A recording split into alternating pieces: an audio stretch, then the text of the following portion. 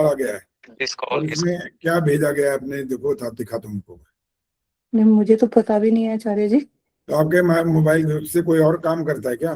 नहीं नहीं, कोई गलती से मेरे से टच हो गया हो तो पता नहीं। तो मेरा गलती से, मोबाइल तो फिर मेरे पास गलती ही से भी रहता है। मान लो चला गया हो तो आप उसको देखो तो सही कि शकुंतला अगर जी, आज का नहीं है, पहले डाला था आपने।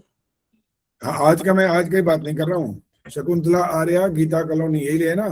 हाँ जी हाँ जी। ये देखो यहाँ कुछ दिखाई दे रहा है थोड़ा बहुत। ये लिखा हुआ है, इंग्लिश में लिखा हुआ है, sometimes we may never understand certain things in life, we just have to leave it in God's hands and trust that he is doing what's best for us. नहीं आचार्य जी, गलती से हो गया होगा, क्षमा प्रार्थी हूँ। मैं तो कभी इंग्लिश में। चलो मान लिया, अच्छा को थोड़ा थोड़ा बोलो, ज्यादा नहीं, बाकी बात सुनो। मान लो ये आपने मेरे को नहीं भेजा, किसी को भेजा, नहीं, किसी को भी नहीं भेजा, पता तो नहीं ये ऐसा। आया कैसे? वहां से ऊपर से उड़ के थोड़ी आया है। पता नहीं कहीं टच हो गया, क्या कैसे हो गया, नहीं नहीं, मालूम। ऐसे नहीं होता। टच होने से कोई कभी चीज नहीं जाती, जब तक आप इसको खुद पहले लाइक करो या उसको सेलेक्ट करो, फिर जाके वो भेजते हो चीज। ऐसे ऐसे अपने आप थोड़ी चली जाती है। मैं तो इस अच्छा चैनल पे चलो, अच्छा ठहरो, इसका मतलब समझ में आ गया क्या है? नहीं, मेरे को तो पता नहीं है ना क्या भेजा है, मैंने पढ़ा भी चलो नहीं। भाई, जिसको मतलब समझ में आया वो हाथ खड़ा करो। किसी को समझ नहीं आया इसका मतलब? हाँ जी, प्रेम जी, क्या कह रहे हो? समझ आ गया ना मतलब तो आपको? आचार्य जी, मैंने पढ़ा ही नहीं है तो मुझे क्या समझ आएगा। मैं मैंने दोबारा भी पढ़ नहीं रहा हूँ, पढ़ा। उसको सुनो पहले। हाँ देखो, जी। ये सत्यार प्रकाश जो पढ़ेंगे ना, उन सब के पढ़ने का भी असली में उद्देश्य यही होता है। अगर ये सब नहीं समझ में आया तो पढ़ने का लाभ क्या है फिर? हाँ जी, ठीक है जी। सुनिए ध्यान से क्या लिखा है। Sometimes we may never understand certain things in life, we just have to leave it in God's hands and trust that he is doing what's best for us. हाँ, तो नहीं, ये तो इतनी हिंदी तो समझ आ गई इसकी कि अब आप बताओ कभी ये क्या कभी लिखा है, इसका थोड़ा सा संक्षिप्त बता दो, क्या मतलब है इसका? मतलब हम जो हमें चीज नहीं समझ आती हम भगवान पे छोड़ देते हैं। तो और ये जो तो भगवान, जो अच्छा होता है भगवान हमारे लिए वो कर देता है। अब आजकल तो पढ़ने के बाद मानती हम नहीं ऐसी हूँ। ये सोच नहीं सारे रखते। नहीं बोले पहले, फिर प्रेम जी बात करेंगे, करने दो। हाँ जी। जो चीज हमें नहीं समझ आती वो हम भगवान पे छोड़ देते हैं, यही है ना। सिर्फ इतना समटाइम्स नहीं है ना, सिर्फ इतनी बात होती तो फिर तो भगवान पर छोड़ दो, हर चीज छोड़ दो ना फिर सारी, क्यों? बाकी भगवान छोटा थोड़ी है, बहुत बड़ा है वो तो। सारी दुनिया का मालिक भी वही है, हर चीज लेकिन उसमें जो छोड़ हमें दो। करना है, जो हमें करना है वो तो हमें ही करना है ना, भगवान नहीं ने तो नहीं, नहीं यहाँ पर करना। ये तो नहीं कहा आपको, वो जो कुछ इसने बोला है ये थोड़ी कहा हमें, जो वो कह रहे तुम भगवान को ज्यादा समझ में आती है तुम्हारे लिए, क्या ठीक है वो कर देता है, फिर वो क्या कर देता है, यही तो पूछना है, वो क्या कर देता है। और एक ने और भी किसी ने पता नहीं कहाँ डाला था, वो शायद कि स्वामी जी ने डाला है मेरे ख्याल है, फेसबुक पे था या व्हाट्सएप पे कहीं डाला हुआ था, तो मैंने उनसे पूछा कि आप मुझे उसका थोड़ा सा एक आधा उदाहरण दे के बता दो। अब ये प्रश्न आ रहा है, तो आशा सचदेव जी माइक ऑन करो, 3 तरह से जो कर्म का फल मिलता है उसका नाम बताओ। तीन तीन तरह से कर्म का फल। एक तो परमात्मा, एक हमारे अपने किए हुए कर्मों का फल। ऐसे नहीं होता, नाम बताने हैं, सिर्फ नाम होते हैं वो। हमारे किए हुए कर्म का फल तो भगवान देता ही है, ये थोड़ी कह रहे नहीं देता। हमारे उन कर्मों का जो फल मिलने का तरीका नाम है, सिर्फ नाम बताने हैं। हाँ जी, पद्मा जी बोलो, आपने हाथ खड़ा कर दिया था। आयु, भोग और योनि जो हम कर्म नहीं, करते इस हैं प्रकार से भी नहीं, ये तो वो जो है वो कोई ऐसी बात नहीं, लेकिन 3 नाम अलग अलग हैं। हाँ जी, प्रवीण सेठिया जी बोलो सब, बाकी जब नाम चला जाए तो मत बोलिए आगे। मन वचन और कर्म से जो नहीं, कर्म। गलत है, ये भी नहीं है। हाँ जी, अंजू बोलो। आचार्य जी, क्रियमाण, संचित और एक मुझे ध्यान नहीं आ प्रारब्ध है, रहा। प्रारब्ध जी, आप बहुत इसी प्रारब्ध, इसी पे, प्रारब्ध, प्रारब्ध। इस पे आप ज्यादा चिंतन करते रहते हो, बोलते भी रहते हो, पूछते भी रहते हो। तो मैंने भी उनसे यही पूछा, उनने कहा आपको जो भी सुख दुख मिलते हैं इस जीवन में वो आपका प्रारब्ध होता है। तो मैंने वहां पर भी प्रश्न छोड़ रखा है, अभी तक उत्तर आया नहीं है। मैं कहा एक आधा उदाहरण दो, प्रारब्ध किसको बोलेंगे आप? उसका एक उदाहरण दोगे तो पता लगेगा ना ये प्रारब्ध है। आपको जीवन में कोई दुख आया तो आप उसको प्रारब्ध बोल रहे हो, तो मैं समझा दो वो कैसे प्रारब्ध माना जाएगा। प्रारब्ध कार्य गार्गी गुप्ता बताएंगी।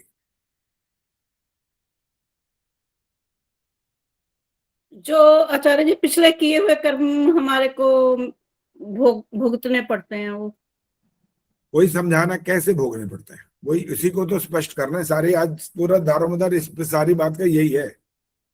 हम भी आर्य समाज के लोग भी बड़े इस मामले में क्या बोलूं, उनको भी पल्ले पड़ता कुछ नहीं है, बस बोलते रहते हैं स्टेज पे भी। हमारे कर्मों के फल मिलते हैं क्रियमाण, संचित और प्रारब्ध, और फिर यही वाक्य बोल देते हैं जो दुख जीवन में आता है, जो सुख आता है आपके जीवन में, वो सब प्रारब्ध होता है। वो प्रारब्ध कौन देता है ये पूछना है। गार्गी आगे पता है तो बताओ, नहीं तो और किसी से पूछूं। नहीं आचार्य जी। हाँ जी, आदर्श बोलो। आचार्य जी, प्रारब्ध के अनुसार हमें जो माता पिता मिलते हैं, परिवार मिलता है, वही प्रारब्ध होते हैं, जो कर्मों का फल होता है। और जब इन्होंने सुनीता जी माइक ऑन करो, जो ये कह रहा है कि आपके जीवन में जो भी सुख या दुख आता है वो प्रारब्ध कहलाता है, उसको कोई अगर उदाहरण दे करके बता सकते हो तो बताओ, कोई क्या उदाहरण दे सकते हैं?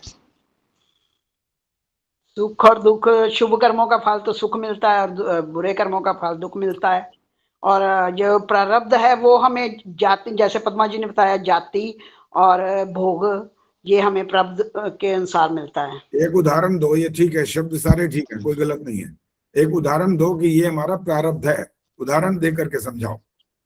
अगर बुरा कर्म किए होंगे तो ये हमें पशु आदि योनि मिलेगी, और अच्छे कर्म किए होंगे तो मनुष्य मानव देखो योनि। अभी मेरा प्रश्न आप थोड़ा सा इधर उधर ले गए। मैंने ये कहा था, उस व्यक्ति ने जो लिखा, हमारे जीवन में जो सुख दुख आते हैं, जीवन प्रारंभ हो गया, मनुष्य की बात हो रही है। इसमें बताओ ना, अब प्रारब्ध को इसमें सिद्ध करो, क्या चीज है वो। जैसे सुख और दुख वो कह रहा है, वो क्या चीज है, सुख दुख कौन देता है वो हमको?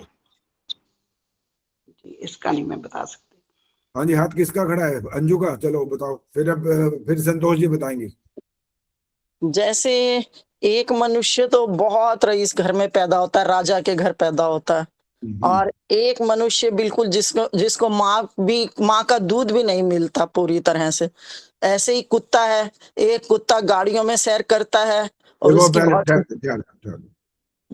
आप सारी बात वो बोल रहे हो जो एक बोल चुके हैं। जाओ, माता पिता, आदर्श ने बोल दिया अभी, जिस घर में मतलब पैदा होंगे तो माता पिता ही तो होंगे वहां पर, कोई आसमान से तो नहीं गिरेगा।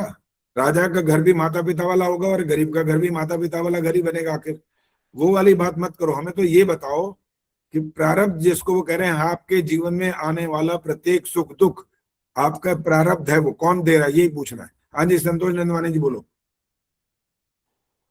नमस्ते आचार्य जी। हाँ नमस्ते जी। जैसे एक बच्चा एक घर में पैदा होता है, वो गरीब के घर में, तो उसे कुछ भी नहीं मिलता, सब पुरुषार्थ करके अपना कर्म करके प्राप्त करना पड़ता है। एक बच्चा जो है वैसे घर में पैदा होता है जिसको सब बना बनाया सब तैयार मिल जाता है, तो ये उसके प्रारब्ध ही कहा जाएगा। अरे भाई, मैं कह रहा हूं हर जीवन में आने वाला प्रत्येक सुख दुख आपका क्या है, वो प्रारब्ध कह रहा है। जो कहने वाला ये बात कह रहा है, तो जीवन का प्रत्येक क्षण क्या, जब जन्म हुआ तो बस वहीं खत्म हो गया क्या जीवन? 100 साल, 70 साल, 60 साल, 50 साल, कितने दिन जीवन में दुख सुख आएंगे ना, उसकी बात कर रहा हूं मैं। वो वाला कोई उत्तर नहीं दे रहा आप में से, अलग अलग बातें ही कर रहे हो, सिर्फ वही बात लगभग दोहरा रहे हो। गरीब की बात भी कर दी, अमीर की बात भी, राजा भी हो गया, ये भी हो गया, पशु पक्षी योनि भी हो गई, वो सारी बातें ठीक है। लेकिन मैं पूछ रहा हूँ कि जीवन में, जीवन का मतलब क्या होता है? आप 60-70 साल के हो गए तो मैं बताऊं पैदा जहां हुए, वो जो पैदा हुए वो तो घर माँ बाप मिल गए। इसके बाद आपके जीवन में कोई ये दुख आ गया तो प्रारब्ध है, तो उसको समझाओ प्रारब्ध वो कौन दे रहा है आपको प्रारब्ध, इस बात की सारी चर्चा हो रही है। हाँ जी, खनेजा जी बोलो, आज पहली बार दिखाई दे रही है मेरे ख्याल। नमस्ते आचार्य जी। हाँ नमस्ते जी। जो सृष्टि बनाता है, जो हमारे कर्मों को फल देता है, वही ये तय करता है कि हम प्रारब्ध हुआ है। जो सृष्टि उदाहरण नहीं दिया आपने, तो सिर्फ ये ईश्वर की बात कर दी, ईश्वर देता है, हम कोई इनकार नहीं कर रहे, हम तो उदाहरण मांग रहे हैं कि वो ईश्वर कैसे देता है हमारे को। जन्म की बात मत करो, अब किस घर में जन्म हुआ वो बात खत्म हो चुकी है।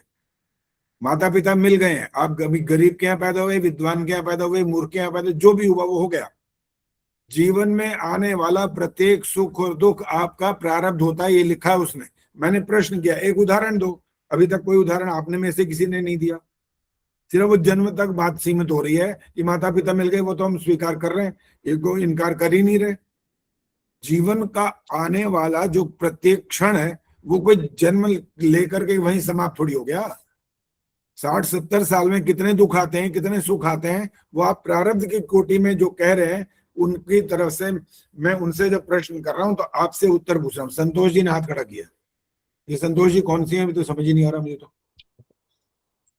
संतोष नंदवानी जी उनके पति हाँ जी सर जी बोलो।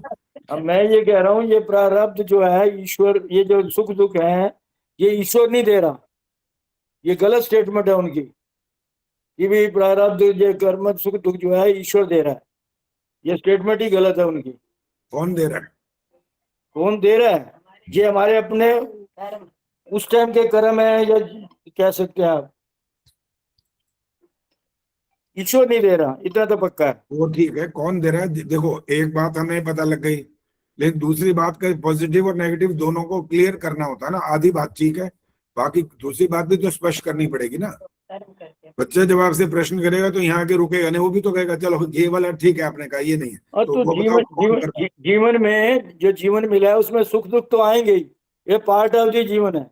हमें आपत्ति नहीं है, आएंगे, वो तो आ ही रहे हैं, सबके जीवन में आएंगे। राम और कृष्ण भी नहीं बचे। हमें तो सिर्फ ये उत्तर चाहिए, वो दे कौन रहा है, बस ये उत्तर चाहिए। कौन दे रहा है? वो ईश्वर ने, आपने कहा ये स्टेटमेंट गलत है, ईश्वर नहीं दे रहा, ओके। अब कौन दे रहा है वो वाला जवाब देना पड़ेगा ना। जीव के अपने कर्मों का फल है। कौन दे रहा है? जिसके साथ जो डीलिंग हो रही है वही उनमें से ही है कोई। मान लो कोई मेरे को कुछ आप आगे बढ़ गए इससे, चलो कुछ बढ़े। हाँ जी आशा सचदेव जी बोलो। हमारे अपने किए हुए कर्मों का ही फल है। कौन दे रहा है? दे तो ईश्वर ही रहा है। बस फिर तो गड़बड़ होगी, फिर वही तो आप वही बात तो बोल गए, फिर सारी बात ईश्वर ही दे रहा है। वो तो उदाहरण दो ना, ईश्वर कैसे दे रहा है वो बताओ ना। ईश्वर नाम का व्यक्ति कोई ऐसा मेरे जैसा थोड़ी है जो आपको आकर के कुछ भी दे दे, अच्छी बात कर दे या कोई बुरी बात कर दे। ईश्वर कैसे दे रहा है वो वाली बात करनी है ना। हाँ जी प्रेमहंस जी बोलो। आचार्य जी ऐसा हम कह सकते हैं कि जो भी यहाँ पे हमें फल मिल रहा है वो ईश्वर नहीं दे रहा, कुछ हमारी अपनी गलतियों से मिलता है, अच्छाई गुणों से, कुछ दूसरे प्राणियों की वजह से, और कुछ जो है वो हमें दैविक आपदा होती है या कुछ ऐसे, उस वजह से सुख या दुख उसकी वजह से आते हैं। आपकी बात सारी ठीक है, लेकिन हमें हमारा जो प्रश्न जिन्होंने ये वाली बात छेड़ी और उन्होंने गलत छेड़ी है जी ये बात को, ये ईश्वर नहीं देता। अच्छा अच्छी बात है अगर आप सबको ये वाली बात समझ में आ रही है। जैसे अभी नंदवानी जी ने कहा कि ये स्टेटमेंट ही गलत है कि आपको जो भी सुख दुख मिलेगा वो आपका प्रारब्ध है। तो इतनी बात अगर समझ में आ गई हमारे को तो हमारा सफल हो गया पढ़ाना। ये इसलिए कहा जा रहा है कि आपको सब बात पता होनी चाहिए ना कि हम बच्चों को कभी जवाब देंगे कि नहीं देंगे। वो आपसे एक नहीं 50 प्रश्न करेंगे, जान खा देंगे आपकी। और जब तक आप उनको संतुष्ट नहीं करोगे, और इसका अर्थ ये नहीं कि आप वाकई उनको संतुष्ट कर पाओगे, जब कुतर्क पे आ जाएंगे तो आप नहीं कर सकते, वो अलग बात है। हाँ जी संतोष नंदवानी जी बोलो, क्या कहना। जैसे टीचर है, एक इतने 40 बच्चों को एक साथ पढ़ाता है, और जब परीक्षा होती है तो किसी बच्चे को कम अंक मिलते हैं, कोई प्रथम आता है, तो ये उसके अपने ही पुरुषार्थ या अपने कर्मों का फल कह सकते हैं। उसी से वो उसके काम आएंगे। हो गया। जैसे आपने कहा ना, ये वाली बात तो आपने बिल्कुल वो कही है कि एक राजा के यहाँ पैदा हुआ और एक भिखारी के यहाँ पैदा हुआ, ये तो वही अर्थ है। कोई बात नहीं, हमें इसमें आपत्ति नहीं है, लेकिन हमारा प्रश्न जो था वो और था, और आप सबने लगभग सबने मेरे ख्याल स्वीकार कर लिया कि हर जीवन में आने वाला सुख और दुख आपको जो प्राप्त होता है वो ईश्वर की तरफ से नहीं होता। प्रेम जी ने और अच्छे शब्द में ये वाली बात कही है। पशु पक्षियों से भी हो जाती है बात, लेकिन अब सुनो, कर्म का फल कहते किसको वो मैं बताऊंगा, तब आपको सारी बात समझ में आएगी। इंदिरा जी कुछ कहना चाहती हैं? इंदिरा जी बोलो। जी मैं भी वही कहना चाह रही थी जो प्रेम जी ने बोला कि अगर मैं एग्जाम्पल है कि अगर मैं साइकिल चला रही हूँ और मैं असावधानी से चलाती हूँ तो मैं गिर पड़ती हूँ और मुझे चोट लगती है, तो वो दुख तो मैंने खुद अपने ही गलती से किया। और अगर कोई इंसान शराब पी के चला रहा है या असावधानी से वो कार चला रहा है और मेरी कार से टक्कर मार देता है, मुझे चोट लगती है, तो वो उसके करके हो गया। तो और कुछ दैविक होती हैं। चलिए और ठीक अगर है, ये बस और नहीं कहें सुनना। कि ये ठीक है, प्रारब्ध पर्याप्त है तो वो पर्याप्त गलत पर्याप्त। है। देखो, मैंने आपको अब एक शब्द का एक वाक्य में ये बोलना है, कर्म का फल कहते किसको है। अगर आपको इसका अर्थ पता है तो आप बताओ, नहीं पता तो मैं बताता हूँ। हाँ जी, नीलिमा जी हाथ खड़ा किया, बोलो। आचार्य जी, जो योग दर्शन में हमने पढ़ा कि जो पुण्य और पाप कर्म मन वाणी कर्म से जो व्यक्ति करता है उसका कर्माशय बन जाता है, और उस कर्माशय के अनुसार ईश्वर हमें जाति आयु और भोग देता है। और जाति आयु और भोग जो है यानी कि सफरिंग्स, दुख अथवा सुख, उसके अनुसार और जाति के अनुसार हम जो सब कुछ भोगते हैं ये ईश्वर ही करता है, ईश्वर की विधि विधान से होता है। नहीं नहीं, गोलमाल है, थोड़ी थोड़ी बात, थोड़ी थोड़ी ठीक आई है, थोड़ी थोड़ी बात में गोलमाल कर दिया आपने, वो नहीं है। अच्छा जी। मैं सिर्फ ये छोटे से एक वाक्य का प्रश्न कर रहा हूँ, इसका एक छोटा सा उत्तर चाहिए। कर्म के फल की परिभाषा क्या है? किसको आप कर्म का फल बोलते हैं? बस ये वाला जवाब, प्रश्न उत्तर ये वाला छोटा प्रश्न। पाप और पुण्य। नहीं, ऐसे नहीं होता। बताना है कर्म का फल किसको कर्म के फल की परिभाषा। कर्म कौन कौन से होते हैं ये नहीं पूछ रहे, पाप और पुण्य वाले कर्म करते हैं ये नहीं कह रहा हूं मैं। मतलब माइक बंद रखो, भी अपने सारी बात आपसे नहीं हो रही है, बाकी लोग हाथ खड़ा करेंगे। गायत्री गुप्ता जी बोलिए। नमस्ते आचार्य जी। नमस्ते। मनुष्य द्वारा जो किए हुए कर्मों, जीव प्राणियों द्वारा जो किए हुए अच्छे व बुरे कर्मों का जो फल होता है उसको कर्म फल कहते हैं, जो ईश्वर द्वारा दिया जाता है। मैं ये पूछ ही नहीं रहा हूँ कौन देता है कैसे देता है, ये मैं तो कह रहा हूँ कर्म के फल की परिभाषा बताओ। आचार्य जी आप ही बता दीजिए। प्राणियों द्वारा किए गए अच्छे व बुरे कर्मों का जो फल होता है उसको कर्म फल कहते हैं। ये भाई पता नहीं कहाँ से किधर घुमाते रहते हो बातों को। हाँ जी, उर्मिल शर्मा बोलो। आचार्य जी, हम जो मन वचन और उससे कर्म का अंतःकरण से जो कर्म करते हैं अच्छे या बुरे, उसी को कर्म करते हैं कहते हैं, शुभ या अशुभ जो भी है। मैं ये पूछ नहीं रहा हूँ, तो कर्म का फल की परिभाषा पूछ रहा हूँ। चलो सुनो, अब बस रहने दो, अब बताओगे नहीं, गड़बड़ होती रहेगी, इतना समय भी भागता जाएगा आगे। अब मैं उदाहरण पहले दे रहा हूँ ताकि आपको बात अच्छे से समझ में आए। जो उदाहरण अभी संतोष नंदवानी जी ने दिया था वही दोबारा मैं उसको दोहरा रहा हूँ और आपको कर्मफल समझा दूंगा क्या मतलब होता है इसका। टीचर ने सबको एक जैसा पढ़ाया था। हाँ जी संतोष जी सुनो, अब इधर ध्यान से, वो लिखो मत अब कुछ। टीचर ने सबको एक जैसा पढ़ाया था, 50 बच्चे बैठे थे, सबने परीक्षा दी, एक बच्चा फेल हो गया, या 50 बच्चों में से 20 बच्चे फेल हो गए, 30 बच्चे पास हो गए। उनमें भी कोई फर्स्ट आया, 90 ले आया, कोई 80 ले आया, कोई 85 ले आया, कोई 30 भी नहीं लाया, 11 नंबर लाया, वो फेल हो गया। इस सब का नाम कर्मफल है।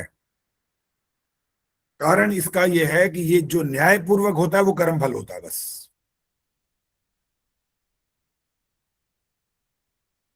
कर्म फल का मतलब जो न्यायपूर्वक आपको मिले वो कर्म फल होता है। ईश्वर की व्यवस्था की बात आप कर रहे थे, सती मूले तद विपाको जात्यायुर्भोगा।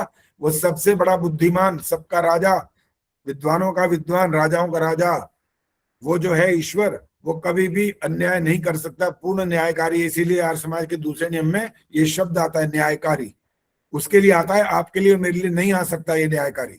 हम प्रयास कर सकते हैं, उसके नजदीक पहुंच सकते हैं, 100% हम नहीं कर सकते, लेकिन हमें समाज में रहना है, इसलिए हम उसको न्याय मानेंगे। नहीं मानेंगे तो क्या कहाँ जाओगे? आपका घर का राज तो चलना नहीं है, आखिर मानना तो पड़ेगा। न्यायाधीश बैठे हैं, गलत फैसले सुना देते हैं, तो क्या करें? क्या करें बताओ, क्या करोगे तब? आप मानना पड़ेगा। आपने तो वकील करना है बस, आप खुद थोड़ी जा करके वो डायरेक्ट, आप तो नहीं करते। आप फीस भी देते हो फिर भी कोई पक्का नहीं पता आप, जबकि ईमानदार हो, ठीक हो, आपका सारी बात ठीक है, फिर भी आप हारते हो, ऐसा भी होता है। इसलिए वो क्या कहलाएगा? आधि भौतिक दुख की श्रेणी में चला जाएगा। वो जो गलत उसने निर्णय दिया वो आपके कर्म का फल नहीं है, क्योंकि ईश्वर तो जान रहा है ना कि सत्य क्या था इसमें से। वो आपको इसके कर्म का फल देगा ही देगा। यहां पर आप हार सकते हो, और ये हार कर आप सच्चे हो, आपने ईमानदारी से सारा काम किया, आपकी गलती नहीं है, फिर भी आप हार गए, और आपको जो दुख मिला वो आपके कर्म का फल नहीं है।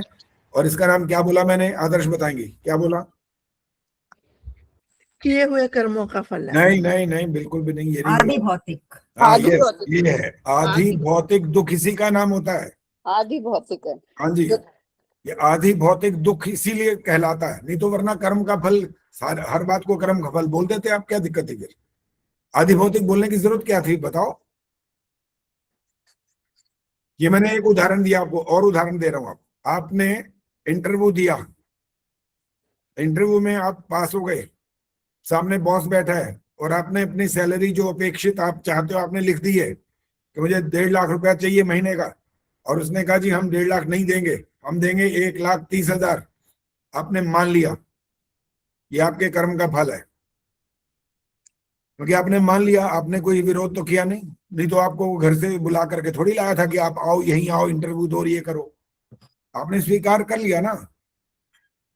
आपकी दृष्टि से हो सकता है ये अन्याय की कोटि में आ रहा हो, छोड़ दो ना, आप अन्याय क्यों सहन कर रहे हो, छोड़ दो। लेकिन आप अभी स्वार्थी हो, आप सोचोगे नहीं ये तो नहीं कर सकते। मेरी योग्यता का मापदंड इनके हाथ में है। यहाँ पर जब बच्चे ने परीक्षा दी तो उसका मापदंड उसके अपने हाथ में थोड़ी होता है, किसके हाथ में होता है बोलिए? टीचर के हाथ में। अध्यापक के हाथ में। टीचर के हाथ में है। वो एक ऐसे लिखवाया, हर बच्चे ने अपने अपने ढंग से लिखा है, सेंटेंस अलग है, वाक्य रचना अलग अलग है। टीचर ने जिसको अच्छा से अच्छा समझा उसको 10 में से 10 दे दिए, और जिसकी अशुद्धियां निकल आई उसको 3 नंबर दिए, जिसकी रचना अच्छी नहीं थी उसको 7 नंबर दे दिए। ये मानना पड़ेगा ना। मैंने अभी कहा था भाई, पूर्ण न्यायकारी हम नहीं हो सकते, हमारे पास इतना ज्ञान नहीं होता, नहीं कर सकते हम, तो हमें स्वीकार करना पड़ता है।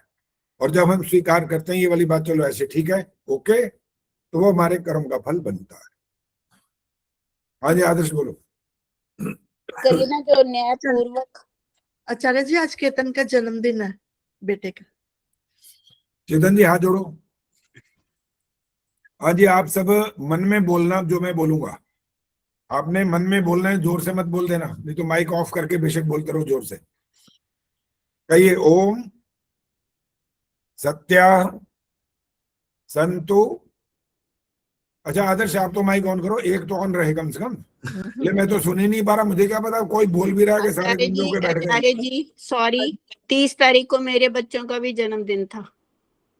ठीक है, वो कहाँ है कोई सामने? नहीं आचार्य जी, बच्चे बाहर हैं। चलो ठीक है, उनको भी यहीं से आशीर्वाद दे देंगे। अब आदर्श बोलेंगे, बाकी सब सुनेंगे, मतलब बोलेंगे सही, लेकिन माइक। नमस्ते आचार्य जी, मेरे पोता पोती का भी 17 तारीख को जन्मदिन। भैया आप सबके पोते पोती, बेटे बेटी, आपकी बहुएं, आपकी बेटियां, सबका जन्मदिन हो गया। ओके, अपने आप आशीर्वाद समझ लेना। चलो आदर्श बोलो, ओम ओम सत्या सत्या संतु संतु यजमानस्य यजमानस्य कामः कामः ओम ओम पूर्णाः पूर्णः संतु संतु यजमानस्य यजमानस्य कामः कामः ओम ओम सफलाः सफलः संतु संतु यजमानस्य यजमानस्य कामः। कामः। अभी बोलना है, मैं अब हिंदी में बोल रहा हूँ। हे चेतन, हे केतन, आप बड़ी आयु वाले, बड़ी आयु वाले, विद्या वाले, विद्या वाले, बल वाले, यशस्वी, यशस्वी, पुरुषार्थी, पुरुषार्थी, प्रतापी, प्रतापी, परोपकारी, परोपकारी, दानशील दानशील हो वो। अब ऐसे हाथ करिए। ओम स्वस्ति न इंद्रो वृद्धश्रवः स्वस्ति नः पूषा विश्ववेदाः स्वस्ति नस्तार्क्ष्यो अरिष्टनेमिः स्वस्ति नो बृहस्पतिर्दधातु। आदर्श बोलो, ओम ओम स्वस्ति स्वस्ति ओम ओम स्वस्ति स्वस्ति ओम ओम स्वस्ति। स्वस्ति। चेतन जी बहुत बहुत बधाई, बहुत बहुत शुभकामनाएं, बहुत बहुत आशीर्वाद। धन्यवाद धन्यवाद। पुरुषार्थ करने से ही सफलताएं मिलती हैं, बिना पुरुषार्थ किए किसी को कुछ नहीं मिला आज तक। कोई कहता है लॉटरी के लिए क्या किया है, कौन सा वहां पहाड़ तोड़ दिया फिर भी करोड़पति बन गया, उसके लिए इतना पुरुषार्थ करना था, बस लॉटरी का टिकट खरीदना था। फिर भी प्रश्न करने वाले जान छोड़ते नहीं है, कहते हैं इसका ही क्यों निकला, इसका ही इनाम क्यों निकला। उसका तरीका ही यही है, किसी का भी निकलेगा तो यही प्रश्न कर दोगे, इसका ही क्यों निकला। जैसे रावण ने सीता को अशोक वाटिका में रखा, तो आज कोई प्रश्न करे क्यों रखा वहां, चलो कहीं और रख देता तब भी तो यही बोलते तुम, यहाँ क्यों रखा। तो ऐसे प्रश्नों का उत्तर ये होता है कि वो तरीका होता है कि ये करना है, बस किसी का भी हो सकता है, वहां पर ये सिद्धांत यही है। धन्यवाद आचार्य जी, धन्यवाद। चलो जी, आपको समझ में आ गया, ये वाली कर्म फल वाली बात समझ में आई है। कुछ और पूछना है तो पूछ सकते हो, हाथ खड़ा करो।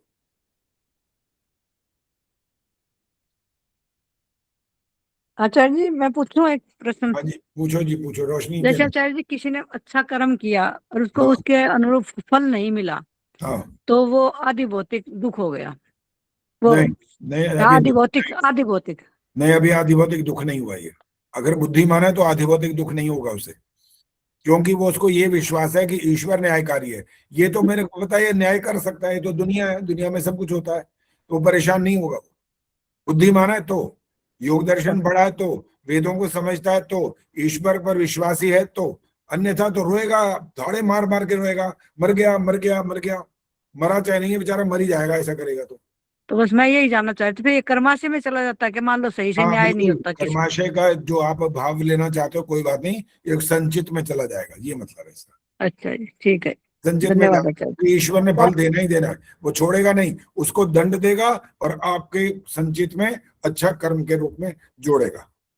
हाँ जी आचार्य जी, हाँ जी, संतोष नंदवानी जी। आचार्य जी नमस्ते, मेरा ना सिलेंडर आया, मैं 1 मिनट ये के लिए फोन बंद कर रही हूँ। Thank you.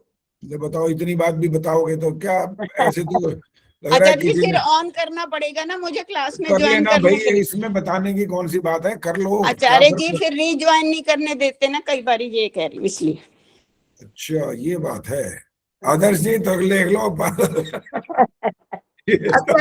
आचार्य जी बात एक है। बार नहीं, जो अरे एक बार वैसे ज्वाइन कर लेता है उसको एडमिट नहीं करना पड़ता, वो अपने आप ज्वाइन हो जाते हैं। हाँ, तो अब समझ आ गया होगा ये निर्मल जी को, तो वैसे बंद करके उनको क्या पता क्या बोला गया। हाँ जी संतोष जी बोलो, क्या कहना। आचार्य जी ये मैं कल अष्टम समोल्लास पढ़ रही थी, तो इसमें वो कुछ प्रश्न उत्तर, दूसरा नास्तिक तीसरा नास्तिक के इसमें कुछ दिए हुए हैं। तो तीसरा जो है वो कर्म का फल पुरुष के कर्म करने से नहीं प्राप्त होता, वो ऐसा पूछता है। लेकिन उसका उत्तर जो सही उसने दिया है, जो कर्म का फल ईश्वराधीन हो तो बिना कर्म किए ईश्वर फल क्यों नहीं देता, इसलिए जैसा कर्म मनुष्य करता है वैसे ही फल ईश्वर देता है। अब शंका इसमें यह है कि इससे ईश्वर स्वतंत्र पुरुष को कर्म का फल क्यों नहीं दे सकता। जब स्वतंत्र है हम कर्म करने में, तो उस ईश्वर उसका फल क्यों नहीं दे सकता। ईश्वर कर्म का फल अवश्य देता है। हर वाक्य को जिस प्रकार से वो लिखा होता है, स्वामी जी की भाषा भी हमारे से थोड़ी सी अलग है, उसको अच्छे से समझने की जरूरत पड़ती है। वहां पर स्वतंत्र जो है, हम कर्म करने में स्वतंत्र हैं। अष्टाध्यायी महाभाष्य आदि में लिखा हुआ ये, स्वतंत्र कर्ता, जीवात्मा कर्म करने में स्वतंत्र है। लेकिन ईश्वर अपनी स्वेच्छा से कर्म का फल नहीं दे सकता, ये समझना है यहाँ पर। ये नहीं कि वो जैसे वो क्लास में मैडम ने कहा जो उसको सबसे सुंदर बच्चा दिखाई दिया उसको नंबर ज्यादा दे दिए, ये तो अन्याय हो गया। ईश्वर ऐसा नहीं करता ना, यही तो फर्क है इंसान में और ईश्वर में। वो तो आपके द्वारा किए गए कर्मों का भी निचोड़ रूप में, जाति आयु भोग बोला था ना आपने भी और उन्होंने भी बोला, ये देता है आपको। और कितनी बार जाति आयु भोग देता होगा सोच के देखो, रोंगटे खड़े हो जाएंगे। एक पाप देखो, मैं एक उदाहरण देता हूं यहाँ पर, आपको थोड़ी और स्पष्ट हो जाएगी। एक गेहूं का दाना बोने पर आपको एक मिलता है या कितने मिलते हैं, हजारों मिल जाते हैं। एक आम का गुठली डालने पर सालों साल आम ही आम मिलते रहते हैं, हजारों। तो एक पाप करने का दंड कितना बड़ा हो सकता है, ये अनुमान की बात हो रही है। कितनी योनियों में भेजेगा आप अंदाजा लगा सकते हो क्या। और हर बार सती मूले जाति आयुर्भोगा ये बनेगा। जाति का मतलब क्या हो रहा था वहां, जाति माने पशु पक्षी कीड़ा मकोड़ा इंसान। आयु का मतलब जीने का काल। भोग माने वो शेर बना दिया तो क्या खाएगा, घास थोड़ी खाएगा वो तो अपना मांसाहारी है, मांस खाएगा, वो मारेगा जीवों को। अब प्रवीण सेठिया जी माइक ऑन करो।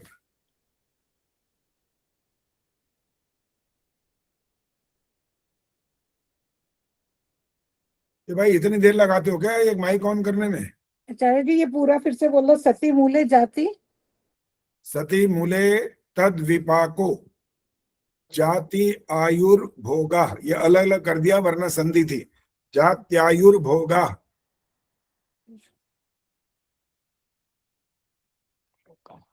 ये जो भोग शब्द है हमने अभी वाली बात की, अभी शेर बनाया ईश्वर ने किसी को, उसके कर्मानुसार जाति क्या बनाई? शेर।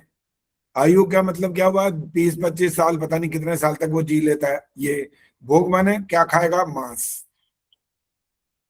प्रवीण सेतिया जी ने तो हमारी बात नहीं सुनी। सुषमा सरदाना जी माइक ऑन।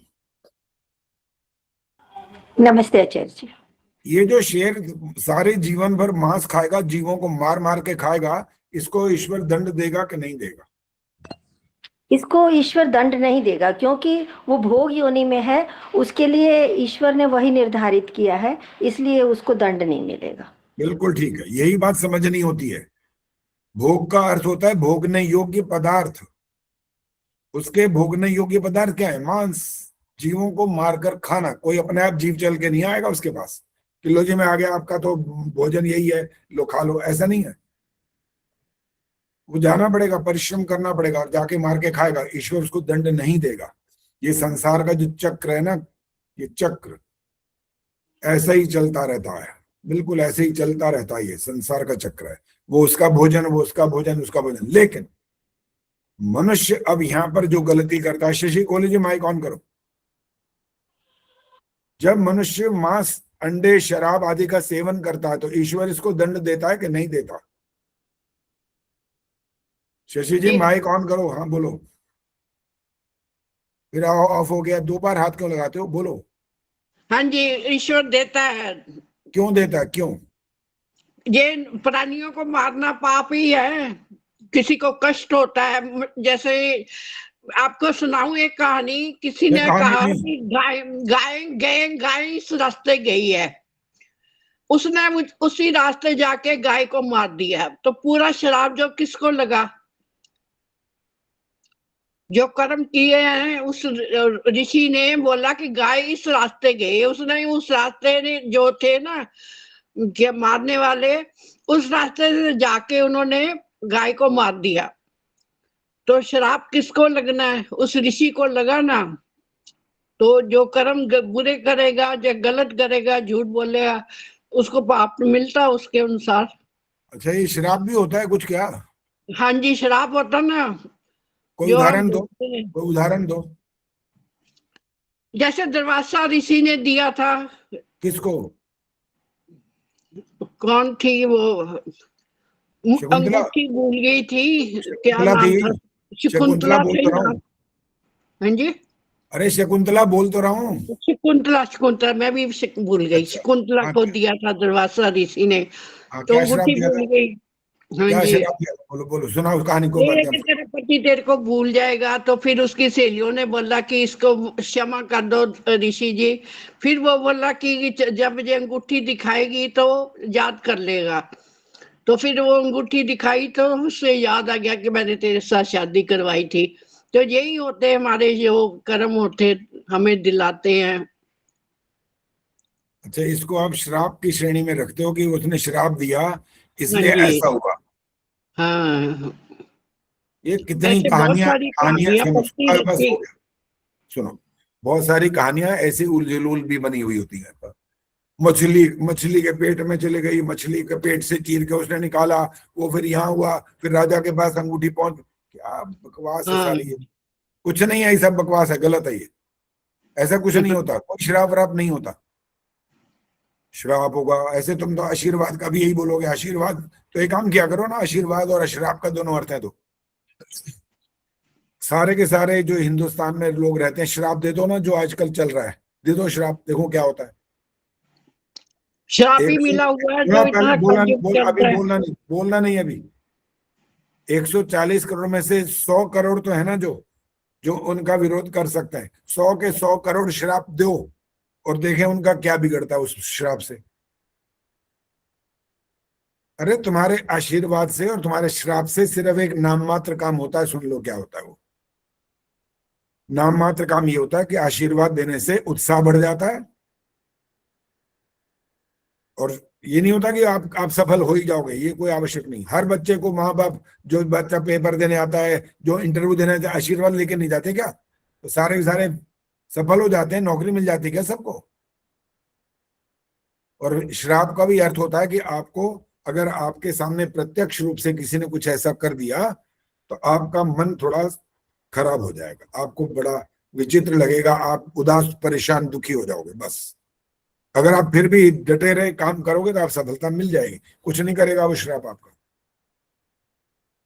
इसलिए जो हमारे वैदिक इन बातों के सिद्धांतों के अर्थ है ना, वो सब लोग नहीं जानते, आर्य समाजी भी नहीं जानते, उनको किसी ने सिखाया ही नहीं आज तक।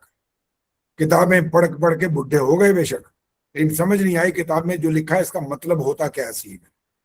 वो समझने लगे हमारे बाप दादा ने ये कहा था, वो चलता रहा चलता रहा चलता रहा, वही उसी को मान के बैठ गए वो तो। अरे बाप दादा कोई प्रमाण है क्या? आपके बाप दादा या बड़े जो बुजुर्ग हैं वो प्रमाण नहीं है। प्रमाण कौन होता है पता है आपको? अब हाथ खड़ा करना, देखें प्रमाण की किसको पता है, प्रमाण कौन होता है? अभी नया नाम ढूंढता हूँ किधर, ये पहले वाले बोल चुके हैं उनको नहीं, अब देखता हूँ कौन है ये। आज सुषमा दिखाई दी थी, वहां वाली करनाल वाली, कहाँ गई? रामधारी जी पूछता हूँ, ठहरो, सुषमा अगर नहीं है तो आपसे पूछूंगा। ये तो बीच बीच में गायब भी हो जाते हो भाई, कक्षा छोड़ छाड़ के चले जाते हो। वो तो बताओ, एक गैस सिलेंडर आया तो पूछ रही है, बताओ, और तुमने तो बिना पूछे ही यहाँ से क्विट कर दिया। अगली बार दंड मिलेगा। अब चलो ऐसे ही करेंगे फिर। आचार्य जी ज्वाइन नहीं करने देते इसलिए पूछा है मैंने, और हाँ, कोई ठीक है, और घर में नहीं। वो तो बता दिया, जो एक बार ज्वाइन कर लेता है वो दूसरी बार अपने आप ज्वाइन कर सकता है। अब समझ आ गया हो तो अगले ये वाली बात मत बताना। रामधारी जी बोलो, जवाब दो। नमस्ते आचार्य जी। हाँ नमस्ते जी। वेदों में जो लिखा है उसको प्रमाण मानते हैं और ऋषियों की बात को प्रमाण मानते हैं। किस बात का उत्तर है ये? प्रमाण किस चीज को मानते हैं? हाँ, प्रमाण किसको मानते हैं? हमारे दादा परदादा प्रमाण नहीं होते ना, इसका मतलब? नहीं जी, वो जो वेदों में होते हैं वो प्रमाण होते हैं। वेद और शास्त्र जो हमारे हैं, उपनिषद आदि जो ग्रंथ हैं, ये प्रमाण होते हैं बस। हाँ जी। और उनको पढ़ना पहले जरूरी होता है, पढ़ के समझना जरूरी होता है। बिना पढ़े बिना समझे क्या आप बोलते रहो मैं वेदों को मानता हूं? हम वेदों को मानते हैं, हम हवन करते हैं, हम पूजा करते हैं, हम प्रार्थना करते हैं, हम जाप करते हैं, हम संध्या करते हैं। इसे करने से आपको ये समझ गए सब, हर बात सिद्धांत आपको समझ में आ गया? इसका ये अर्थ थोड़ी होता है, इसका ये अर्थ नहीं होता है। इसको समझने के लिए बड़ी अच्छी बुद्धि चाहिए होती है, सूक्ष्म बुद्धि, और उसका नाम होता है कुछ अलग होता है। गायत्री मंत्र में जो कहा है उसका नाम नहीं होता, वो उससे अलग होता है। किसी को आप पता है तो बताओ, हाथ खड़ा करो। मेधा बुद्धि। अरे वाह, क्या बात है, आपको तो इनाम मिलना चाहिए था। मैं तो ये सोच रहा था कि कोई बोलेगा नहीं, है तो तैयार है सबने। भाई विद्वान बन गए हो रामधारी जी, कमाल हो गया ये तो। फिर है कितने खुश नजर आ रहे हैं, देखो। आचार्य जी आपका यह आशीर्वाद है ये सब। इसका मतलब है ध्यान से सुनने पर ही तो ज्ञान बढ़ता है ना। कक्षा में बैठा हो कोई और सोच रहा हो गुल्ली डंडा खेलना, आज तो कोई खेलता नहीं, पहले आजकल तो वीडियो गेम खेलते हैं बच्चे हैं। और कक्षा में बैठे बैठे वही सोचता रहेगा तो उसको क्या, टीचर बोलता रहे, उसके पल्ले तो कुछ पढ़ना नहीं है। इसलिए एकाग्रचित होकर के बैठना, सुनना, विचार करना, चिंतन मनन करना, और फिर निधिध्यासन, ये करने से जाकर के प्राप्ति हो जाती है। ये मैंने निधिध्यासन बोला, इससे पहले भी कुछ होता है, वो कौन बताएगा? शिकुल्ला जी बताओ। मनन करना, मनन, चिंतन और सारे निध्यासन। बताने, सारे एक नहीं बताने, सारे बताने इसके पहले वाले। श्रवण, चिंतन और निध्यासन। और क्या बोला? जो लास्ट वाला निध्यासन, ये शायद निधिध्यासन होता है। निधिध्यासन। चलो जी, आशा सचदेव ये आगे बोलो, एक और भी रह गया है क्या? श्रवण, मनन, चिंतन, निधिध्यासन। ये मनन और चिंतन तो एक ही हो गया, फिर क्या एक फायदा ही है। हुआ? ये तो गलत हो गया, अब नहीं बोलना। हाँ जी, उर्मिल शर्मा बोलो। एक साक्षात्कार होता है आचार्य जी। हाँ, ये होता है अंतिम, यही होता है साक्षात्कार का मतलब होता है जीवन में उतारना, धारण करना। अगर ये नहीं किया तो निधिध्यासन तक भी लाभ कुछ ज्यादा नहीं होगा, थोड़ा थोड़ा सा लाभ होगा बस। श्रवण मैंने सुन लिया, मनन मैंने चिंतन कर लिया, निधि ध्यासन मैंने फैसला कर लिया, साक्षात्कार मैंने उतार लिया, लेकिन ये किया नहीं तो नाम मात्र लाभ होगा। क्या संस्कार बनेगा थोड़ा सा, बस ये फायदा होगा। कब किस जन्म में जाके सफल हो जाए ये भी नहीं पता, लेकिन आपके मन में कुछ ना कुछ आ जरूर गया, ये फायदा होता है इसका भी। अधिक नहीं होता, अधिक तब होगा जब साक्षात्कार हो लेगा, अन्यथा नहीं होगा। रोशनी किससे बात कर रही है? अरे हम बहुत बहुत पहुंचे हुए हैं, ऐसी बात नहीं है, फट पकड़ लेते हैं कौन क्या कर रहा है। रोशनी सोचा कि ये आचार्य जी कहाँ देख पाएंगे ये क्या कर रही हूँ मैं, क्या नहीं कर रही हूँ। दूसरा दिख तो रहा नहीं है कि कौन क्या कर रहा है, ये फट मैंने पकड़ लिया ये कुछ और कर रही है। हाँ जी आचार्य जी, मैं ये बात कर रहे थे कुछ, इसलिए इशारा कर रहे थे। आचार्य जी, हाँ जी, आचार्य जी, ऐसे कई लोग कहते हैं पौराणिक कि एकादशी वाले दिन चावल नहीं खाने चाहिए, तो मैं क्या अगर हम मनुष्य बनेंगे तो हम वो जो चावल खाते हैं उनको कीड़े खाने पड़ते हैं। मैं क्या, हम अगर मछली छिपकली बनेंगे तो हम कीड़े खाएंगे, ऐसे थोड़ा ना मनुष्य बन जाएंगे तो कीड़े खाएंगे। तो उनको और क्या जवाब दे कि जो एकादशी के दिन चावल खाता है? उनको बोलो किसी वेद शास्त्र में दिखा दो ये लिखा हुआ, तब मान लेंगे। क्योंकि कहा क्या जी हम तो वेदों को मानते हैं, और वो कहें नहीं हम तो इनको नहीं मानते, कि ठीक है आप अपने घर, हम अपने घर।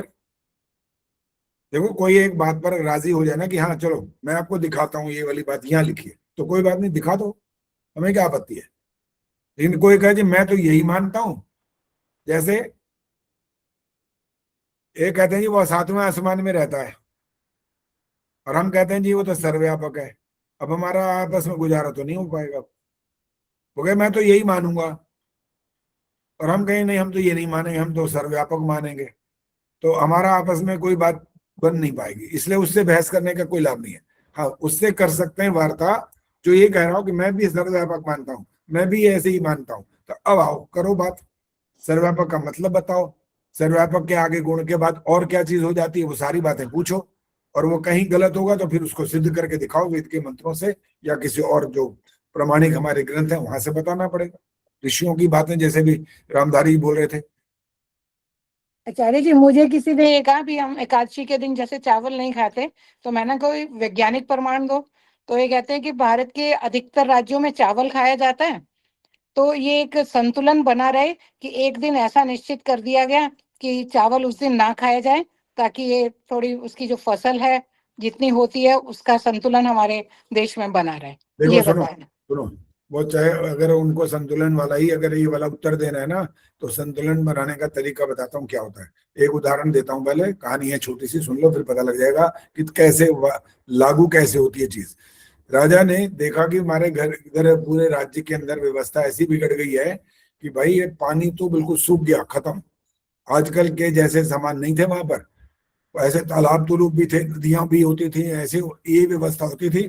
फिर छोटा मोटा उनके पास व्यवस्था हो जाती थी, काम चलता जा रहा था। क्या हुआ, सूखा जैसे पड़ने लग गया, तो जिनके घर में जो कुछ था, तो राजा ने उनको ये कहा कि देखो भाई हमें किसी को देखना नहीं है, प्रमाण के रूप में कोई नहीं देखना, प्रमाण के रूप में कुछ नहीं देखना कि भाई ये व्यक्ति ने डाला या नहीं डाला। सबने जो पूरा राज्य के जितने भी लोग हैं, सबने एक गिलास दूध डालना, बस यहाँ पर कोई किसी को कुछ कहेगा नहीं कि डालेगा नहीं डालेगा, हमें कोई मतलब नहीं, हमें तो सिर्फ एक गिलास आपने अपनी ईमानदारी से दूध डाल देना है यहाँ पर। अगला दिन जब था ना, वहां पर वो पानी से भरा हुआ था, दूध से नहीं भरा हुआ था, पानी से भर गया था। सबने सोचा एक गिलास में अगर दूध नहीं डालूंगा तो क्या हो जाएगा, किसी को पता लगेगा क्या। मैं पानी डाल दिया, सबने यही कर दिया, और राजा को चाहिए भी यही था, पानी ही चाहिए था, दूध नहीं चाहिए था उसको। इस बात का थोड़ा सा अर्थ इससे अलग है। अगर संतुलन बनाने की बात हो ना, तो राजा की तरफ से घोषणा करो यही करना होगा, और ये नहीं किया तो ये दंड है, बस हो जाएगा। बिना राज्य या न्याय व्यवस्था के कार्य नहीं होता है। आप अपनी स्वतंत्रता से, स्वेच्छा से अगर कुछ करें तो चल जाएगा, कोई मना नहीं करेगा, कि वहां पर ऐसा कोई नियम नहीं बनाया गया। लेकिन जब नियम ऐसा राज्य व्यवस्था की तरफ से होगा तो आपको करना पड़ेगा। जैसे दिल्ली के अंदर बड़े बीमारी खड़ी हो गई थी भयंकर, कि कितना पोल्यूशन, कितना 1000 से ऊपर पहुंच जाता था, तो वहां पर गाड़ियों के लिए नंबर व्यवस्था हो गई थी, ऑड और इवन ऐसे चलेगी। हमारे पास भी थी 2 गाड़ियां, हम भी एक दिन दूसरी ले जाते थे, एक दिन दूसरी ले जाते थे, नियम था ना। और नहीं अगर ले जाते तो क्या होता था पता है? चलान। नियम व्यवस्था बनाने से व्यवस्थाएं बनती है, किसी के कहने से नहीं कि ऐसा आप कर लोगे तो हो जाएगा। कौन मानेगा भाई? वो वैसे कैसे करेंगे, कैसे न्याय निर्णय कर कैसे पाएंगे? कोई तरीका तो होगा नहीं उनके पास कि उस दिन वो लोग तो चावल खाते हैं, आप मत खाना, इसलिए वो ठीक हो जाएगी व्यवस्था। ये आपका काम नहीं है, आप अपने हिसाब से चल सकते हैं। अगर जब तक राज्य व्यवस्था ना लागू हो तब तक आप काम कर सकते हैं। हाँ जी, और किसी ने कुछ पूछना है तो पूछो। आचार्य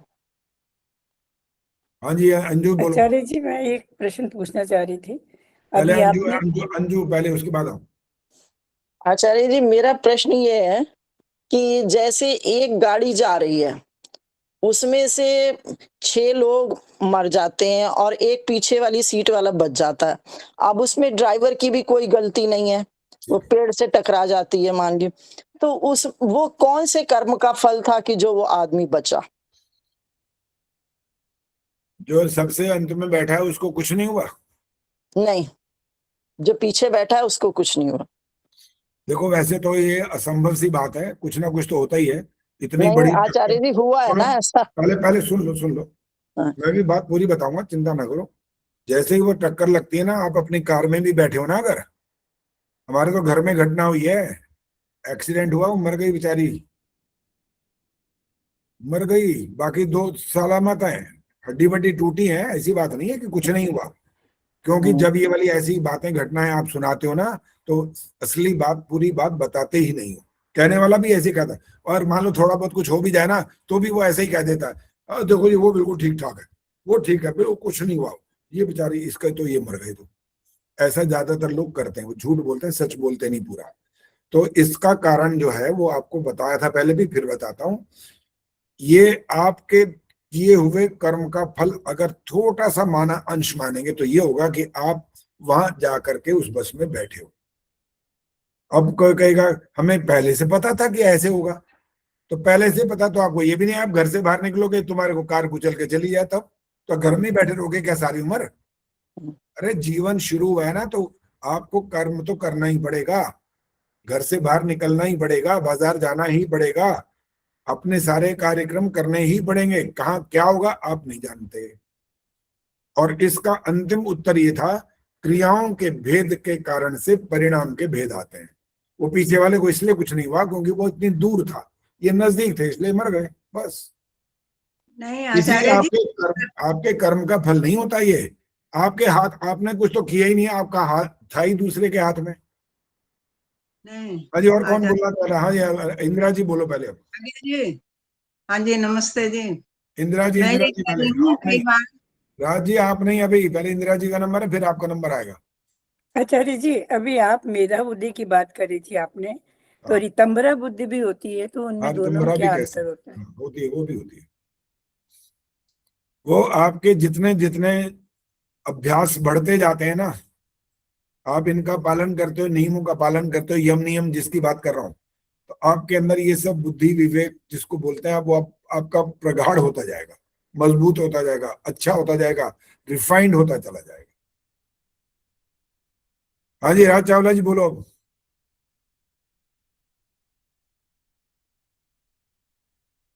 राज चावला जी बोलो जल्दी। अब चुप है, बताओ। हाँ जी, और किसका हाथ खड़ा है? पद्मा जी बोलो। आचार्य जी, अभी जैसे एक शशि जी ने कहा कि श्राप और जो अब हम देते हैं या आशीर्वाद। किसी को आशीर्वाद देते हैं, तो उसमें एक दशरथ जी ने जब श्रवण को मारा था, तो श्रवण के माता पिता ने ये कहा था कि जिस तरह से हम पुत्र वियोग में मर रहे हैं, इसी प्रकार से तुम भी संतान के वियोग में मरोगे। तो ये क्या था फिर? देखो इसका उत्तर ये होता है कि जब आपके घर में बहुत दिनों से कोई समस्या मान लो चल रही है और एकदम अचानक बिल्कुल ठीक ठाक हो गया सब कुछ, व्यवस्थाएं बन गई एकदम, उसने ये किया, उसने ऐसा किया, उसने वैसा किया, हो गया। अब इसमें एक छोटा सा प्रश्न आ रहा है, क्या ईश्वर ने सब करवाया, ये करो ये करो ये करो? ईश्वर ने तो नहीं कराया। बस आगे अभी उत्तर सुनो, अभी खत्म नहीं हुआ। जब एक व्यक्ति को इस प्रकार का जो उनकी तरफ से श्राप दिया गया कि हम भी अपने पुत्र वियोग में मर रहे हैं, तू भी ऐसे ही मरेगा, तो उसका अर्थ ये नहीं होगा कि ईश्वर ने केकई को और केकई ने मंथरा से ये सब तर्क वितर्क बातें कर करा के ये कब किया था, इसका ये अर्थ निकलेगा? नहीं, ये तो नहीं निकलेगा। बस ये नहीं निकलेगा ना, तो इसका मतलब है वो जिसका नाम आप कुछ भी अब रखते रहो, कोई बात नहीं, कुछ भी रखो, उसके अपने मन के अंदर भी यही है। और वो व्यक्ति भी जो जिसको आप दशरथ कह रहे हैं ना, वो भी मोह से युक्त थे, हाँ जी, इसलिए मरे। अगर मोह ना होता ना, मोह ना होता तो मरते नहीं अभी। आचार्य जी, कुछ लोग तो ये कहते हैं कहानी प्रक्षिप्त है। अगर जो उदाहरण ये दिया गया तो उसका उत्तर दिया हमने, प्रक्षिप्त है तो होता रहे, बात खत्म हो गई फिर। हाँ जी, और कौन बोल रहा था अभी, बता, हाथ खड़ा करो। हाँ जी, मैं बोल रही थी आचार्य जी। हाँ बोलो बोलो। आचार्य जी, एक बार हमारे साथ एक बार दुर्घटना हुई थी। दुर्घटना वैसे हुई नहीं, नाम दे सकते हैं उसको। तो हम कहीं से आ रहे थे, गाड़ी में बैठे थे, हम परिवार पूरा था 6 जनों का। तो आधी रात को चले थे, तो सुबह 4 बजे करीब बेटे की हल्की सी आंख झपकी सी आई। तो सड़क के किनारे 3-4 फुट गहरी उसमें हमारी गाड़ी चली गई। लेकिन हमें तो ना हमारी गाड़ी को कुछ नुकसान हुआ, ना हमारे किसी सदस्य को हुआ नुकसान। तो ये किस कर्म में हो सकता है? मैं ये कर्म नहीं होता, इसका नाम क्रिया भेद से परिणाम भेद होते हैं। बस ज्यादा गहरे में जाते हैं तो गाड़ी टूटती और चोट भी लगती, कुछ भी हो सकता था। क्रिया बोलते हैं, क्रिया भेद से क्रिया भेद का मतलब परिणाम भेद क्या होता है? 3-4 फुट था तो कुछ फर्क नहीं पड़ा, 10 फुट गहरा होता तो क्या होता? कुछ ना होता क्या? आप ही जवाब दो पहले। पता नहीं उस टाइम तो हो भी सकता है। मैंने आपके लिए प्रश्न छोड़ दिया, उसका उत्तर पहले दो ना अब। हाँ जी आचार्य जी, 10 फुट में तो हो तो सकता है, लेकिन होने का तो मैं ये कह रही हूँ 3-4 फुट में भी हो सकता है। कई बार होता है, गाड़ी उछलती पलटती सीधी खड़ी होती, कुछ नहीं होता, ऐसा भी होता है, हो सकता है। ये क्रिया भेद से होता है ये सब, ना ईश्वर करवाता है ना आप जानबूझकर करते हो, वो तो परिणाम आ जाता है जो आप कर रहे हो। आचार्य जी, एक प्रश्न मेरा भी है। यार उठा भी पहले, हाँ शकुंतला जी बोलो अब, ठीक है। आचार्य जी कहते हैं ना कि कोई ना साथ आया है ना कोई साथ जाता है। जब एक घर के सभी सदस्य गाड़ी में आ रहे हैं, एक्सीडेंट हो जाती है और सारे चले जाते हैं, तो इसको हम क्या कहेंगे? साथ जाने का मतलब है वो हाथ पकड़ करके आत्माएं साथ साथ जा रही हैं, ये मतलब है? मैं यही पूछना चाह रही हूँ। नहीं, अब आप क्या समझ रहे हो, पहले तो ये जवाब दो ना, क्या समझ रहे हो? अब मैं तो यही समझ रही हूँ कि साथ ही जा रही हैं सारी ये चार। कोई पिकनिक मनाने नहीं जा रहे वहां से कि लो ये हाथ पकड़ा सारे मर गए तो हमारा परिवार साथ ही चल रहा है, ऐसा कुछ नहीं है। कहाँ गए पता है? कोई नहीं जानता कहाँ गए, पहली बात। दूसरी बात, सबने कर्म अलग अलग कर रखे हैं, ईश्वर ने सबको अलग अलग भेज देना है 1 सेकंड में, कर्म के हिसाब से भेजना है। किसी ने अगर पाप रूप कर्म ज्यादा कर रखे हैं तो पशु पक्षी में जाएगा, कीड़े मकोड़ा बनेगा, और जो अच्छे जिसने कर रखे हैं उसको मनुष्य योनि में। कौन से माता पिता मिलेंगे ये ईश्वर जानता है, आप और हम जान ही नहीं सकते। जा तो आचार्य जी साथ ही रहे हैं ना। मरने पर ये अर्थ नहीं होता ना, ये तो कह रहा हूँ, ये अर्थ नहीं होता। साथ जाने का मतलब आत्माएं साथ चल पड़ी हाथ पकड़ करके, ये मैंने कहा। ये तो पहले इसलिए तो हंसी मजाक वाला यही बात तो कही थी कि लो जी चलो इकट्ठे मर गए, आ जाओ इकट्ठे ही चलते हैं। अरे उनका जो कार्यक्रम था वो समाप्त हो चुका, उनके हाथ में कुछ भी नहीं है, अब खत्म हो गया। जब तक जीवन था तब तक हाथ में था। क्या अच्छा करें बुरा करें, कम करें ज्यादा करें, आज करें कल करें, क्या करें, हमारी अपनी स्वतंत्रता है। यहाँ पर मरने के बाद स्वतंत्रता समाप्त। उसका नाम फिर क्या बन जाएगा पता है?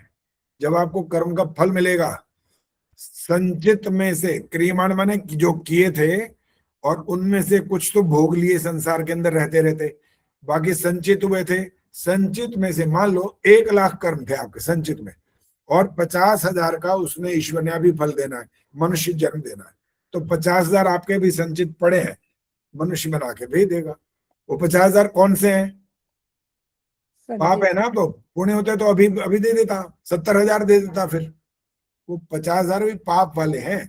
और अगर ईश्वर ये समझता है कि पाप वाला पहले दंड देना है तो पहले भी भेज सकता है, वो उसकी मर्जी, हमारी मर्जी नहीं चलती। कर्म आपके अधिकार में होता है, फल ईश्वर के अधिकार में होता है, ये व्यवस्था है यहाँ पर। आचार्य जी जैसे ट्विंस बच्चे होते हैं या 3 एक साथ होते हैं, अभी एक साथ वो 2 आत्माएं आई, तो कहते हैं ना साथ कोई आया, तो ये इसको क्या कहेंगे? आत्मा अलग अलग है कि एक ही है वो? अलग अलग। फिर ऐसे तो कुतिया के बच्चे तो 7-8 पैदा होते हैं, तो ठीक है। इसका अर्थ ये नहीं है कि एक साथ पैदा होगा तो वो एक जैसे ही चलेगा सारी उम्र, ऐसा कुछ नहीं है। ठीक है, यही जानना वो था। अपने संस्कार उसके अलग होंगे, देख लेना। तो भाई बहन है या भाई भाई पैदा या बहने बहने पैदा हो जाए ना, उनके भी संस्कार अलग अलग ही होंगे। कौन कहाँ से आया कौन जानता है?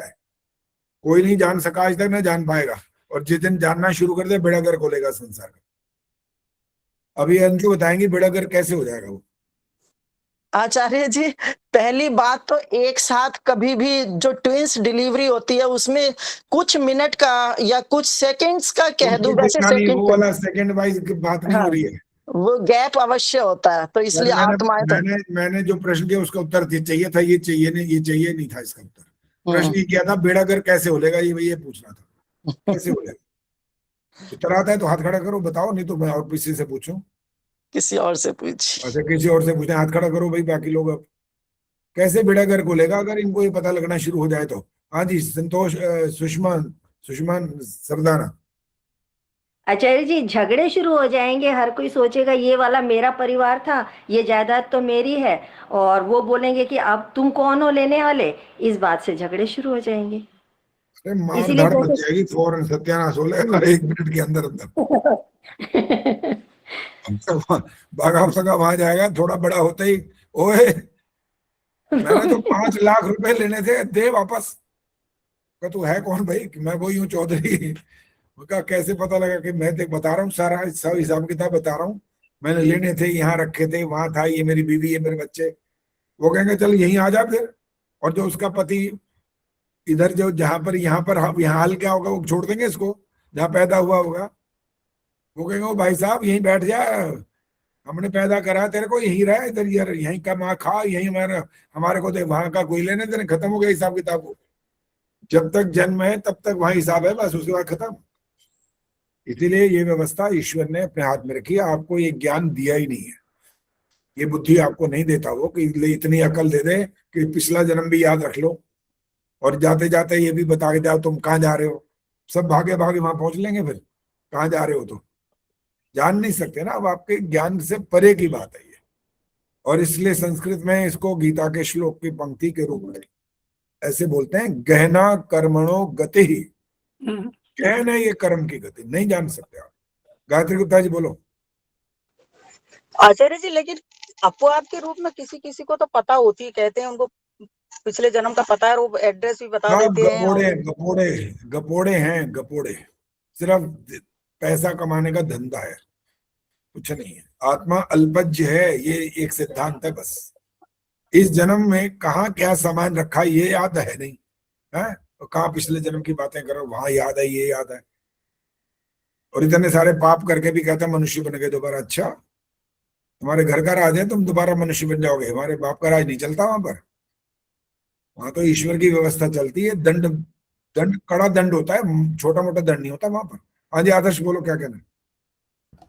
आचार्य जी, हम एक फोन से दूसरा फोन भी खरीदते हैं, तब भी हम पहले फोन पर फॉर्मेट मारते हैं। तो ऐसे ईश्वर भी हमारे जो पहले वो होते हैं संस्कार, मतलब कि जो हमें याद होती हैं बातें, वो भुला देता है हमें, यही मतलब होगा? नहीं, भुला देता है नहीं ये कह सकते इसको। हमारी आत्मा की योग्यता इतनी है। अब आपके घर में आपने एक बहुत बढ़िया साड़ी कहीं संभाल के ऐसी रखी हुई है, ओदा ब्याह होएगा ना, ओथे पानी है, ओए होए ढूंढ ढूंढ के आदर्श पागल हो गई, अरे कहीं मिल नहीं रही, गई कहाँ। फिर याद आया, ओहो ये तो मैंने बहू को दे दी थी, बताओ।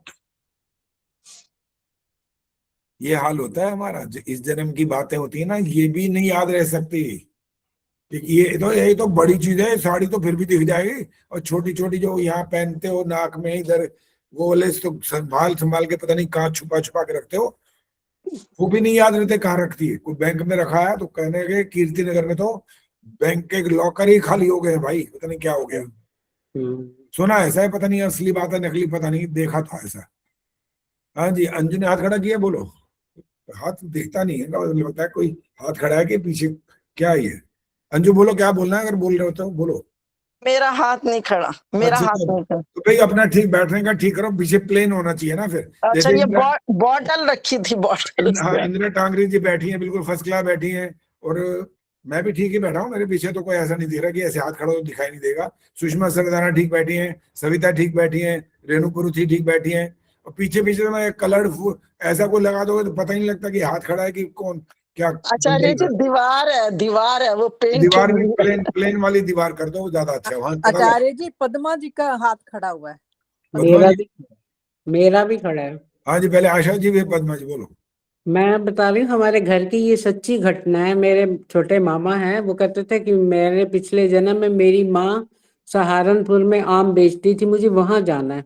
बड़े मना करने के बाद भी सब लोग उसे वहां ले गए। 10 साल का बच्चा था वो, तो उसे वहां ले गए। उसने वहां देख बताया कि इस पेड़ के नीचे, तो आस पड़ोस से पूछा, उसने कहा हाँ, यहाँ जो आम बेचती थी उसकी डेथ हो गई है, अब वो घर बंद हो गया है।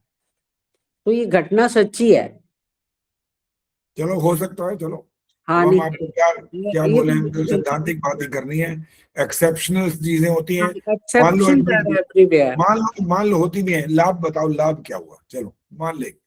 नहीं लाभ नहीं, वो बच्चा याद करता था, फिर जब उसे बात तसल्ली खत्म होगी, मैं तो पूछा लाभ तो बता दो, इसका लाभ तो कुछ फायदा को हुआ है कि नहीं हुआ। नहीं, लाभ ये हुआ बच्चा भूल गया ना माँ को, नहीं तो माँ को ही याद करता रहता था वो, कि मेरी माँ थी, मेरी माँ थी, आम बेचती थी। इस घर में आकर जब उसे तसल्ली होगी कि मेरी माँ मर गई है, 10 साल के बच्चे को इतनी तो समझ आ ही जाती है कि मेरी माँ मर गई। चलो ठीक है। हाँ जी पद्मा जी बोलो। अरे जी, जैसे इन्होंने बताया ऐसे ही एक हमारे यहाँ भी था, ऐसे ही मेरी एक अरे भाई फ्रेंड। ये वाली कहानियां मत सुनाओ, बस हो गया। ये वाली ठीक हम है। नहीं सुननी है।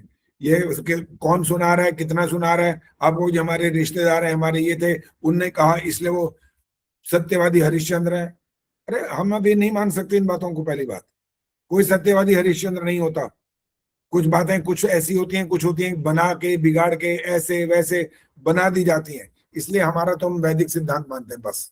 आपकी बात सच्ची है तो आपको मानते रहो, हम नहीं मानते। सीधी बात है, हम तो विज्ञान वेदों को मानते हैं। वेदों में कहीं ऐसा लिखा कि आपको पूर्व जन्म याद होता है या हो सकता है। वहां पर आत्मा की अल्पज्यता का स्वरूप बताया गया। आत्मा अल्पज्य है, सर्वज्ञ नहीं हो सकता। ईश्वर कैसा है, सर्वज्ञ है, वो अल्पज्य नहीं हो सकता, वो जन्म नहीं ले सकता, वो संसार के किसी जीव को बाध्य नहीं कर सकता, ये करो वो करो। सब सैद्धांतिक नियम हम वो मानते हैं बस। बाकी आपका एक्सपीरियंस है तो आप जानो, हम मानते नहीं। हाँ जी, और किसने बोलना है बोलो जल्दी, समय समाप्त होने वाला। आचार्य जी, जो आपने ये पोयम के लिए लिखा था ना कि मतलब जो गीत नहीं गाएंगे तो वो पोयम तो सामाजिक कुरीतियों पे, तो उसमें एक ही कुरीति का वर्णन करना है या 2-3 उसमें भी वर्णन कर सकते जो हैं? मर्जी करो, आपकी मर्जी है। 12 पंक्तियां चाहिए बस, ज्यादा नहीं करना, कम भी मत करना। 12 पंक्तियों में आप अगर 2 लाइन पहले वाली बनाते हो तो उसके बाद आपके पास 10 पंक्तियां और होंगी। 2-2 लाइन वाली भी बना सकते हो, 4-4 वाली भी बना सकते हो, आपकी इच्छा है। कि आप 4-4-4 ऐसे बनाना तो ऐसे बना लो। अच्छा पहले बताओ, भजन लगा कैसे आपको, ठीक लगा कि नहीं लगा? आचार्य जी, मैं भजन के लिए बोलने लगी थी। हाँ बोलो बोलो। जब मैंने भजन की पंक्तियां पढ़ी ना तो विश्वास नहीं हो रहा था कि आचार्य जी ने लिखी हैं, और जब सुना तो कमाल ही हो गया एकदम। आपके मुंह से सुन के बहुत ही अच्छा लगा। ये कहते ना वही ना मुर्दे बात। में जान डाल दी, वो वाला अरे हिसाब भाई था मेरे आपका। को भी प्रेरणा पता नहीं कहाँ से कैसे मिल गई है। मैं ये सोचने लग गया था कुछ देख करके फेसबुक पे, मैं समझता था कि ये लिख सकते हैं। मैं ये हैरान हो रहा था। मैं कहा ये मैंने ऐसा इनको अनुभव किया नहीं है कि इनके ये योग्यता हो सकती है। फिर मैंने कहा मेरी अपनी योग्यता है कि नहीं है, पहले मैं ये देखता हूँ। अब आपको हो सकता है थोड़ा और अच्छा लगेगा सुन के। 60 लिख दिए मैंने 50 का वायदा किया था आपसे। 50 का वायदा किया था कि मैं 50 तो लिख ही दूं, 20-25 से क्या काम चलेगा। दुबई में 35-40 वहां लिख दिए, बताओ। आराम भी बहुत करा, घूमे भी बहुत, अपने दोस्ती के साथ खेले भी बहुत। वो तो जैसे ही वो आती थी ना, हम लूडो खेल रहे होते ना, आते ही छापा पड़ता ना, छापा वो था मारती थी, लूडो हमारी खत्म कर देती। हम समझ गए तो वो ये आ गया आगे इंस्पेक्टर आ गई। वो ऐसे भाग के आती थी, आते ही ठा मारती थी ऐसे। मैं कहा भाई सुषमा जी हो गया हमारी गेम खत्म, बस अब ये इसके साथ खेलो, यही है हमारे साथ बैठ के खेलेगी, अब लूडो फूडो नहीं खेल सकते अब। तो उसका भी आनंद खूब लिया। लेकिन ये फैसला कर लिया कि ये बीच बीच में आएगी, तंग करेगी, ये वाली बात काम करने नहीं देगी। लिखने में भी ऐसी ही करती थी, लेकिन फिर भी मौका निकाल कुछ सो जाती थी कभी, फिर तो दिन में ही सोना बंद कर दिया, हमारे से चिपकी रहती थी वो, हमें ही खिलाना पड़ता था, ये घोल ये कर, इसका खिलौने कर। लेकिन फिर भी हमने कहा समय निकालना जरूर है भाई, हमारा तो एक फैसला है, काम करना है तो करना है बस, दुनिया की कोई ताकत रोक नहीं सकती, सिर्फ दृढ़ निश्चय होना चाहिए, काम होके रहता है। हाँ जी संतोष जी बोलो। आचार्य जी, एक निवेदन है आपसे कि बोलो। जो भी आप भजन हमें जैसे आपने अब तक भेजे भी हैं और लिख भी रहे हैं आप, तो एक उसका YouTube बना दीजिए ताकि हमें तर्ज याद रहे, हमें तर्ज भूल जाते हैं हम। जब मैं अभी एक पीछे भजन आपका गाना चाह रही थी, लेकिन मुझे तर्ज ही नहीं उसकी ध्यान आया। अभी ये बात अच्छे से समझ आई नहीं है, बाद में आराम से बता देना, आप व्यक्तिगत रूप से ही बताना। वैसे मेरा काम बढ़ाते जाते हो आप, हैं सोचते चल ये हो गया, चल ये भी कर भाई अब तो, है आचार्य जी आप पुरुषार्थी कोई हैं बात नहीं, हमें कोई तो आपत्ति नहीं, वो करने लायक होगा जरूर करेंगे, कोई दिक्कत नहीं है। चलिए मैं जो बात कह रहा हूँ सुनो, 60 भजन हो गए हैं, उसमें जो आपने कईयों ने मंत्र बोले थे ये भी डाल देना वो डाल देना, वो सब डाल दिए, जन्म दिवस वाले भी डाल दिए, जन्म दिवस वाले भी अर्थ सहित, और वैवाहिक वर्षगांठ वाले वो भी मैंने उसमें डाल दिया, और जो पहले छोटे से कुछ मंत्र होते थे, भोजन का मंत्र, ये जो गीत का, ये भी डाल दिया। मैं एक पुस्तक खोले बैठे होंगे तो उसमें से उनको वो भी मिल जाएगा, तो अब पता नहीं कितने पेज बनेंगे पता नहीं।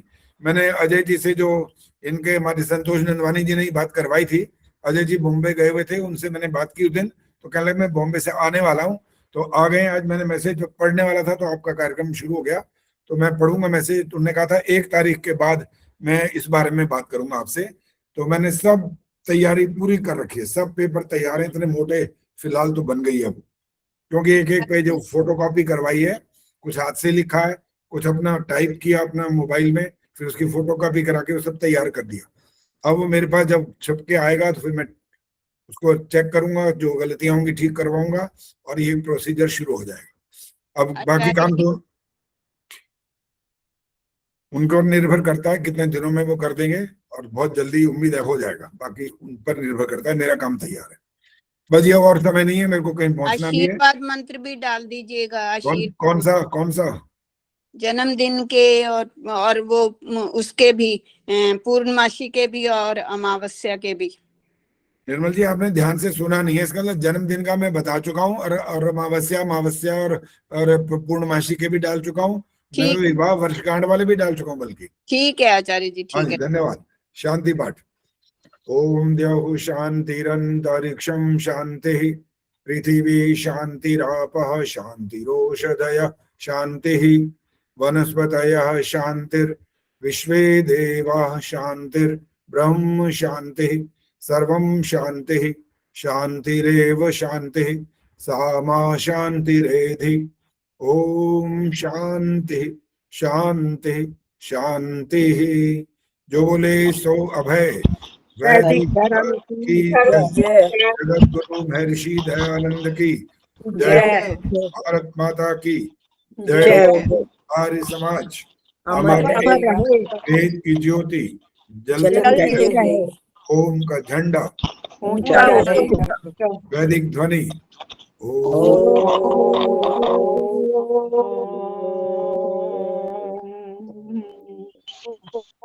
वैदिक अभिवादन।